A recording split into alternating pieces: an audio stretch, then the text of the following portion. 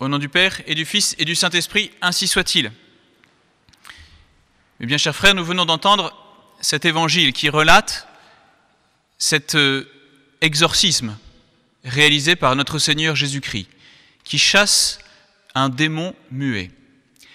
Et face à cette action de notre Seigneur Jésus-Christ qui manifeste sa divinité, sa toute-puissance, eh bien, nous observons deux réactions opposées.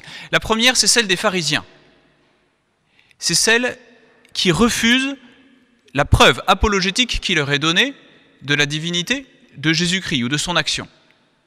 Et donc, les pharisiens opposent à notre Seigneur Jésus-Christ la contradiction. Ce n'est pas par Dieu que vous chassez les démons, c'est par Belzéboul.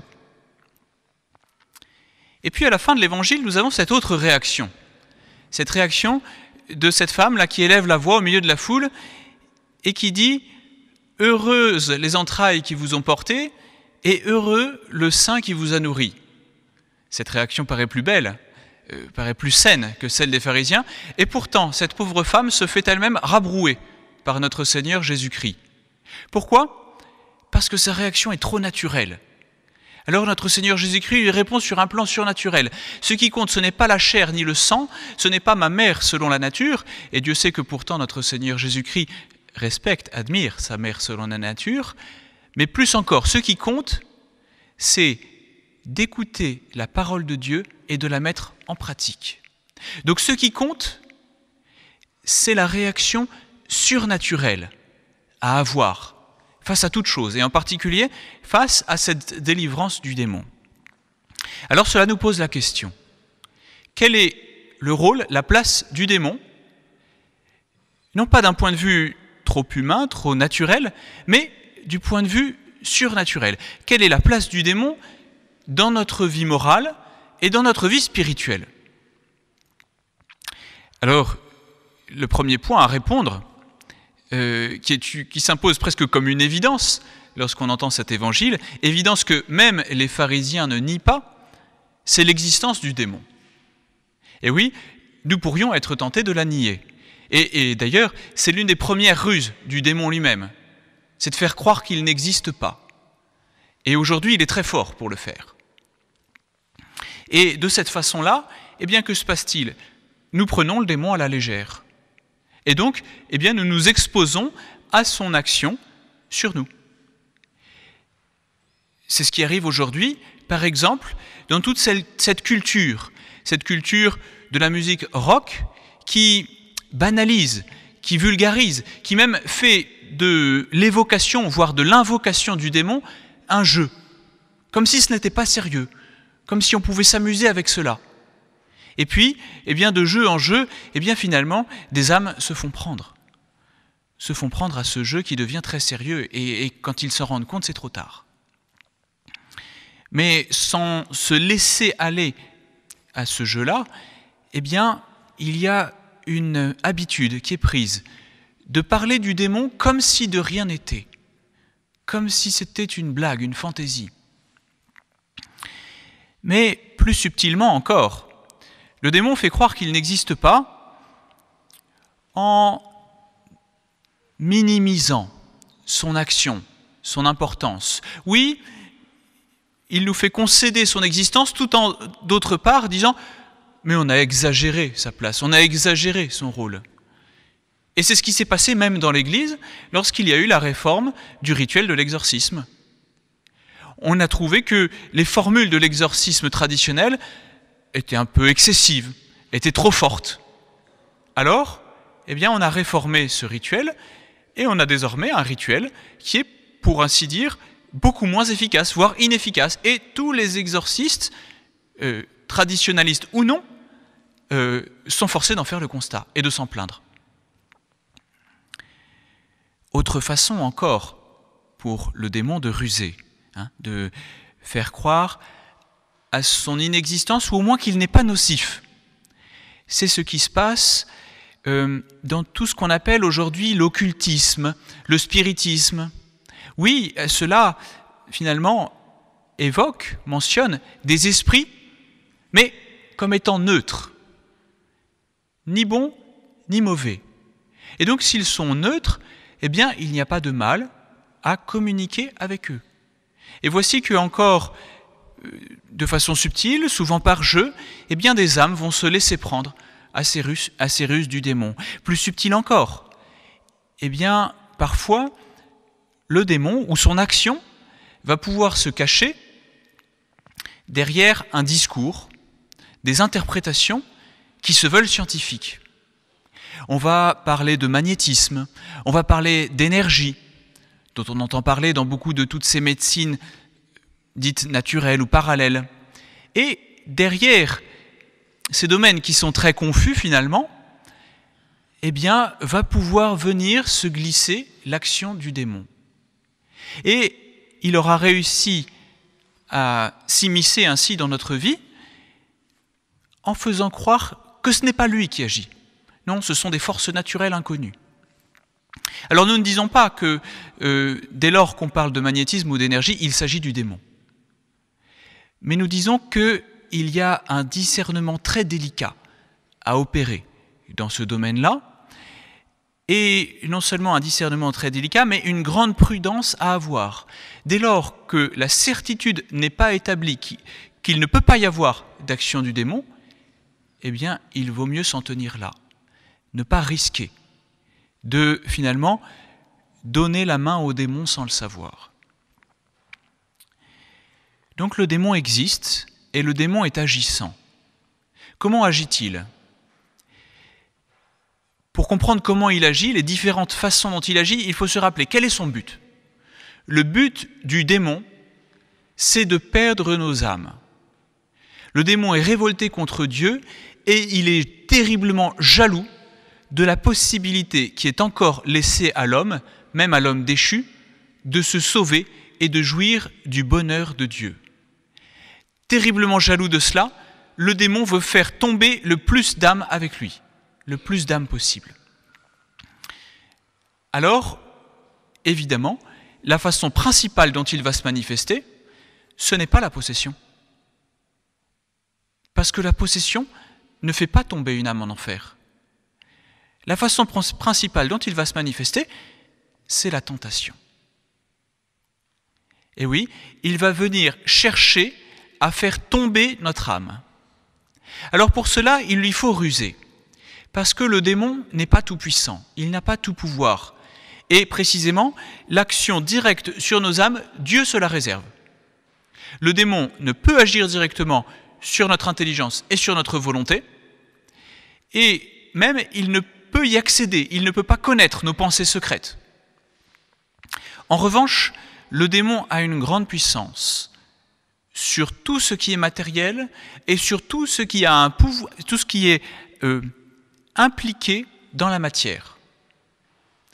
Et par conséquent, le démon a un pouvoir sur notre sensibilité, sur nos sens externes et même sur notre mémoire, sur notre imagination, qui ont un support matériel dans notre système nerveux. Et là, le démon peut agir, et de façon subtile. Et c'est comme ça qu'il va nous tenter. Il faut bien se rappeler cela. Dans le domaine de la sensibilité, dans le domaine de l'imagination, dans le domaine de nos passions, le démon est puissant. Mais il peut aussi agir, comme nous le disions, d'une autre façon. Finalement, quand il agit dans la possession, ou dans tout ce qui s'y rapporte, c'est déjà une preuve de faiblesse ou d'impuissance du démon. Pourquoi ? En général, c'est par dépit qu'il agit de cette façon-là. Il ne peut atteindre les âmes, alors il va se venger sur les corps. C'est ainsi qu'il va se venger par vexation, comme il l'a fait, on le voit dans la vie du Saint Curé d'Ars, ou dans la vie du Padre Pio.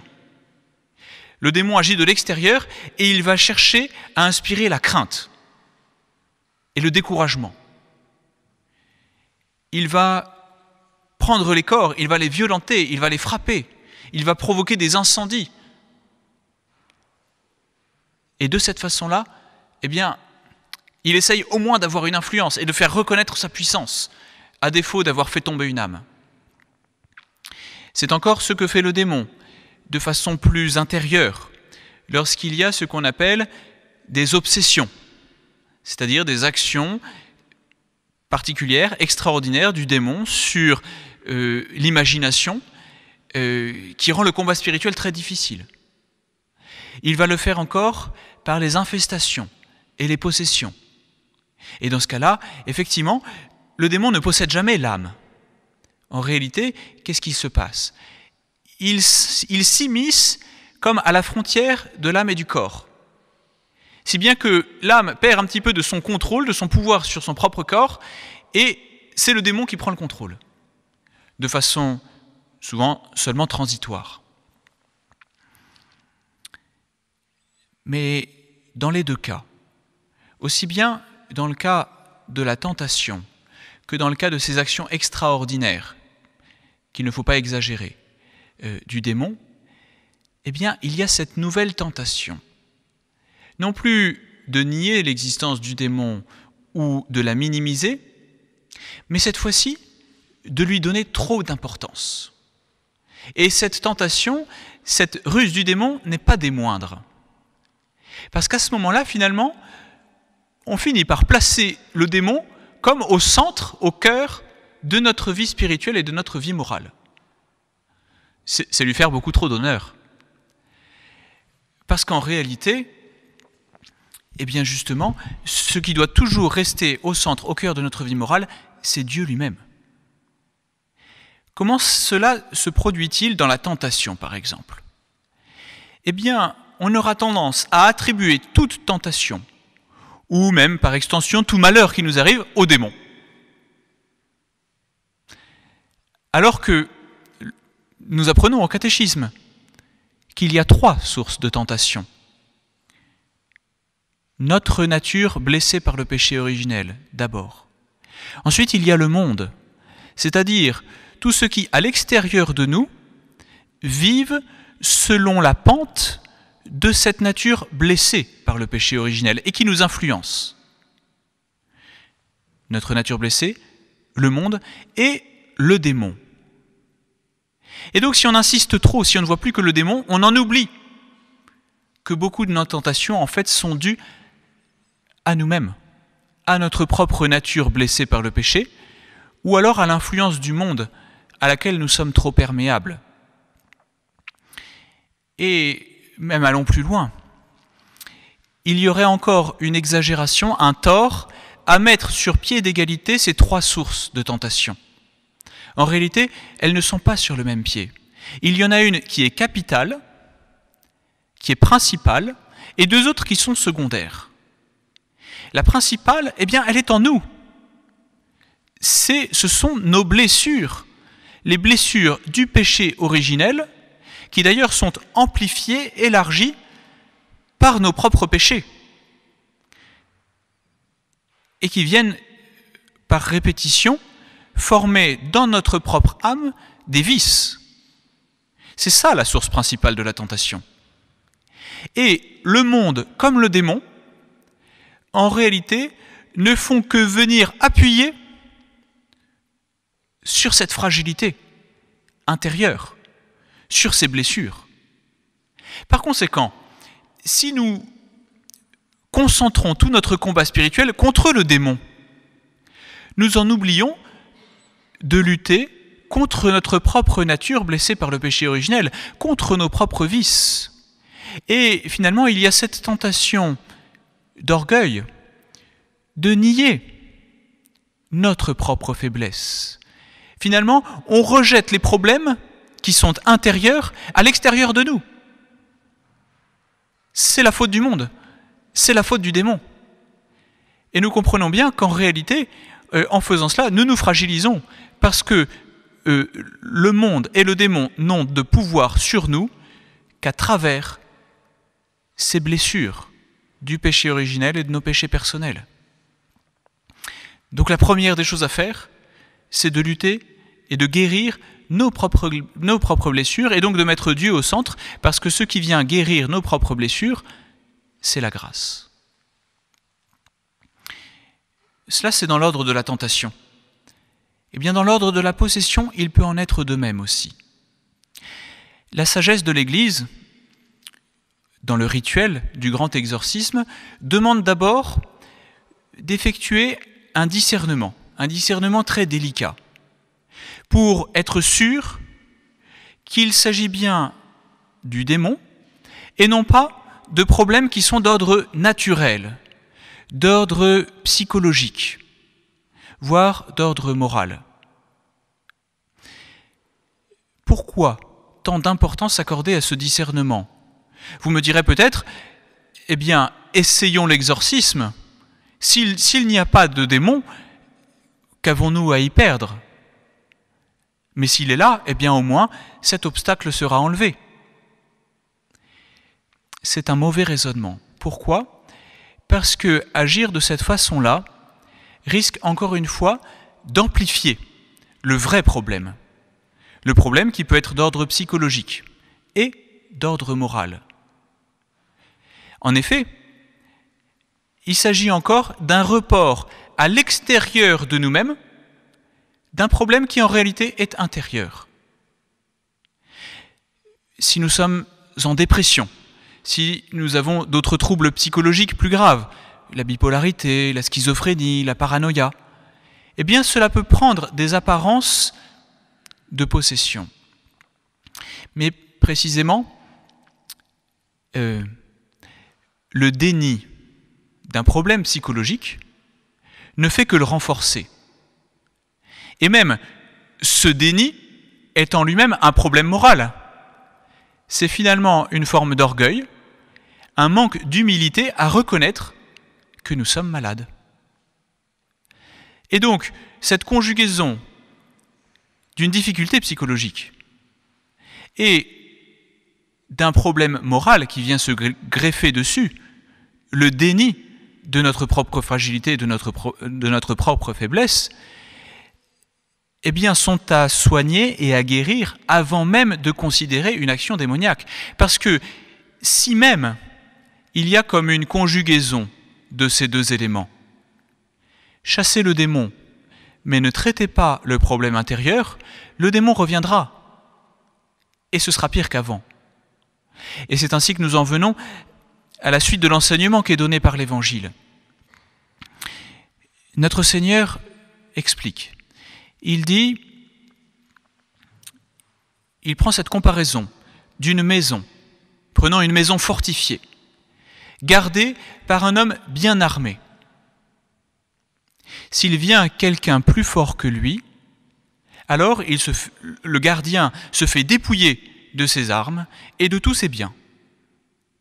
C'est exactement ce qui se passe si nous cherchons à nous défendre du démon par les seuls moyens naturels.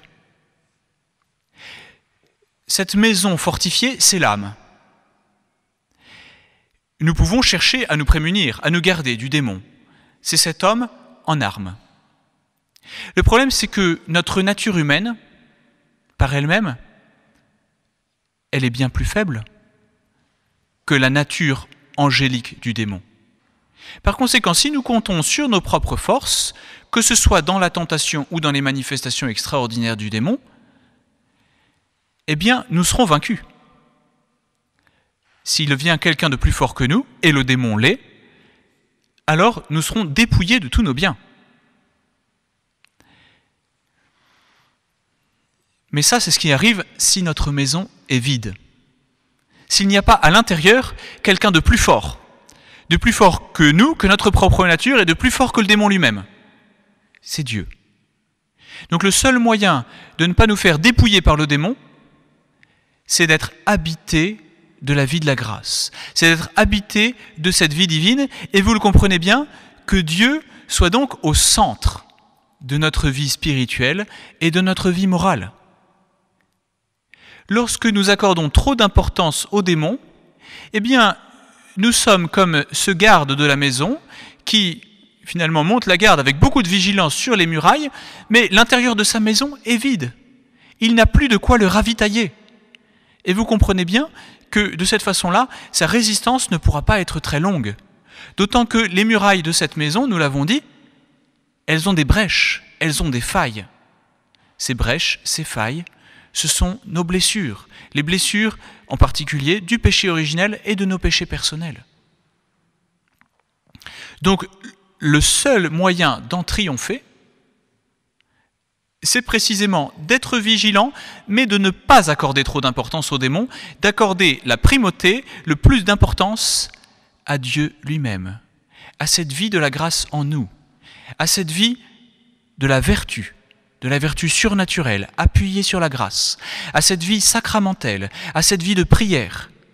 Et alors, il n'y a pas à nous inquiéter du démon. Nous serons plus forts, grâce à Dieu. Et notre Seigneur Jésus-Christ, dans l'Évangile, continue. Il donne cet exemple de celui qui est délivré du démon. Le démon erre, puis, comme il s'ennuie, il revient. Et il trouve, nous dit l'Évangile, cette maison propre, ornée, décorée. Mais aucune mention n'est faite des habitants de cette maison. Précisément, c'est là qu'est le problème. La maison a été délivrée du démon, mais elle n'a pas été remplie de Dieu à la place. Et alors qu'arrive-t-il? Le démon va chercher 7 autres plus méchants que lui, il revient, il s'installe à nouveau dans cette maison, et le sort de cette âme est pire qu'au début. Voilà donc ce qui arrive si finalement nous cherchons à lutter et à être délivrés du démon par des moyens trop extérieurs. Vouloir être débarrassé de cette épreuve, de cette souffrance, mais seulement pour être tranquille, pas pour vivre en Dieu. Et alors, eh bien, voilà, ce qui devait arriver arrivera, le démon revient, et avec plus de force et plus d'efficacité. Et si la maison n'est pas habitée par la vie de la grâce, par la prière, par les sacrements, par la vertu, le démon triomphera à nouveau. Alors, pour terminer, bien chers frères, et bien comprendre le rôle du démon dans notre vie morale et dans notre vie spirituelle. Ce rôle n'est pas inexistant, mais il n'est pas à majorer. Dans le plan de Dieu, le démon est comme un chien très méchant, mais un chien qui est tenu, qui est enchaîné, et dont le bon Dieu mesure très précisément la longueur de la chaîne. Donc, il est agressif, il est dangereux, mais tout est entre les mains de Dieu.